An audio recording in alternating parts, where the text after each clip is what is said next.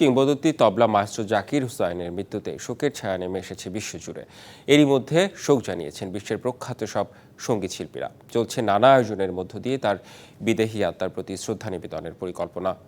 Idiopathic pulmonary ফাইব্রোসিসে আক্রান্ত হয়ে ৭৩ বছর বয়সে সান ফ্রান্সিসকোর একটি হাসপাতালে শেষ নিঃশ্বাস ত্যাগ করেছেন তবলাবাদক জাকির হুসাইন। তার তবলা ঝড় তুলেছে বিশ্বজুড়ে। ওস্তাদ জাকির হুসাইনের তবলা কথা বলে, হাসে, কাঁদে, নাচে, গায়, উচ্ছল ছন্দে উন্মাতাল করে শ্রোতাদের।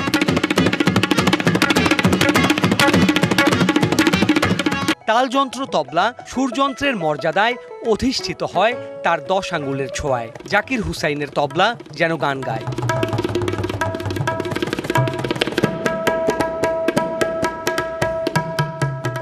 ১৯৫১ সালের ৯ মার্চ মুম্বাইয়ে কিংবদন্তি তবলা মায়েস্ত্রো আল্লাহ রাখার ঘরে জন্মগ্রহণ করেন উস্তাদ জাকির হুসাইন। ৩ বছর বয়সে বাবার কাছে মৃদঙ্গ শিখতে শুরু করা জাকির ১২ বছর বয়সেই অভিজাত সব কনসার্টে বাজানো শুরু করেন। শিয়া বাটার ও ভিটামিন ই সমৃদ্ধ lily glam beauty soap. Lily, always beautiful.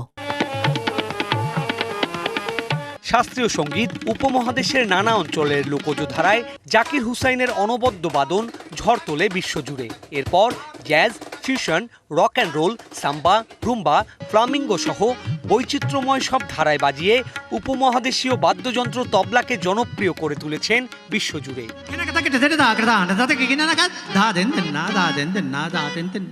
কাজ করেছেন পণ্ডিত রবিশঙ্কর, শিবকুমার শর্মা, হরিপ্রসাদ চৌরাশিয়া, উস্তাদ আমজাদ আলী খাঁদের থেকে শুরু করে George Harrison, Van Morrison, Carlos Santana, John ম্যাকলাফলিনদের মতো কিংবদন্তি শিল্পীদের সাথে। চিরসবুজ চিরতরুণ এই সঙ্গীতজ্ঞ জীবদ্দশাতেই পেয়েছেন পদ্মভূষণ, পদ্মশ্রী সহ বহু সম্মাননা। এই বছরই জয় করেন ৩টি গ্র্যামি অ্যাওয়ার্ড। বিস্ময়কর প্রতিভাধর এই সঙ্গীতজ্ঞের প্রয়াণে শোকের ছায়া নেমে এসেছে বিশ্ব সঙ্গীতের ভুবনে। Sourav Appa, DBC news, Dhaka.